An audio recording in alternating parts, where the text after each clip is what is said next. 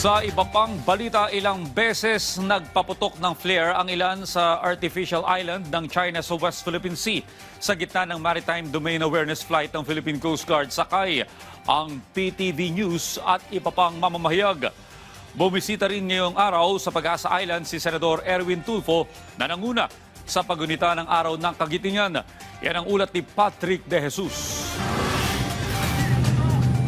Tanaw mula sa Cessna Caravan ng Philippine Coast Guard ang mga pinakawalang flare mula sa okupadong artificial island ng China sa Subi o Zamora Reef. Kasabay nito ay ang paulit-ulit na radio challenges na sinasagot ng mga piloto ng PCG para igiit ang karapatan ng Pilipinas na magpatrolya sa West Philippine Sea.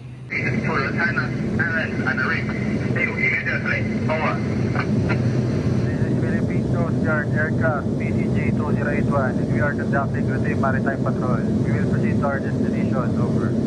Ilang beses din na nagpaputok ng flare mula sa isa pang Chinese-occupied feature na Mischief o Panganiban Reef.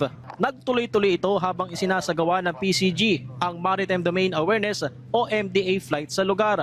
Although ang flare na pinalipad nila ngayon is significantly far from the aircraft, but the tendency is paano nga kung mas maabutin ito ang aircraft natin, then definitely it's endangering the safety ng eroplano natin. Na-detect din ang pagbuntot ng isang Chinese aircraft.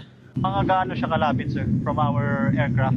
Pinakamalapit, sir, is 5 miles. Sir. Pero may ginawa tayong adjustment para kahit pa paano hindi makahabol or hindi makalapit po yung Chinese aircraft. Wala naman, sir. Kumaga, routine lang talaga, sir. Sa harap ng patuloy na presensya ng China sa West Philippine Sea, activated na ang itinatag na Coast Guard District Kalayaan Island Group. Ang headquarters ito ay sa Pag-asa Island na in-upgrade bilang isang pangunahing komandang PCG mula sa dating Coast Guard Station. Ito ay hindi isang simbolo lamang. Ito ay isang permanenteng hagbang upang mapakita natin na handa ang ating Coast Guard. Sa pagkakaroon ng isang Coast Guard District, inaasahan ang dagdag na deployment ng mga tauhan ng PCG para bantayan ang mga okupadong feature ng Pilipinas sa Kalayaan Island Group. Tutugunan din ang pangailangan ng mga sibilyang Pilipino na nakatira dito sa Pag-asa Island. Their budget will increase, so it will be able to undertake better community assistance. We can send more people. As what I have mentioned, makakapagpadala kami dito ng teachers to assist the local government units, doctors, nurses, and dentists to assist the DOH. Lalong lalawak yung aming pagtutulungan dahil magdadagdag din po sila ng mga Coast Guard personnel.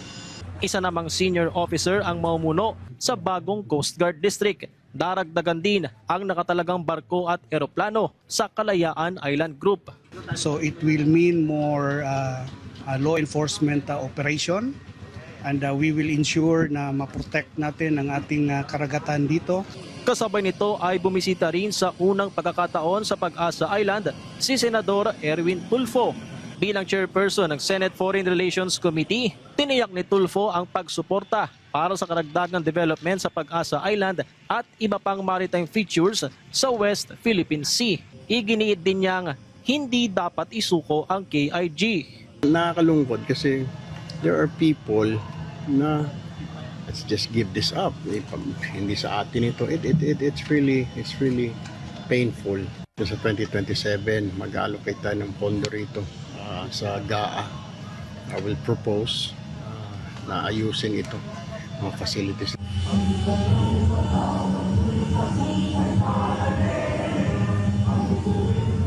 Pinangunahan naman ni Tulfo ang paggunita sa Araw ng Kagitingan sa Pag-asa Island at kinilala ang kontribusyon ng mga nagbabantay sa lugar.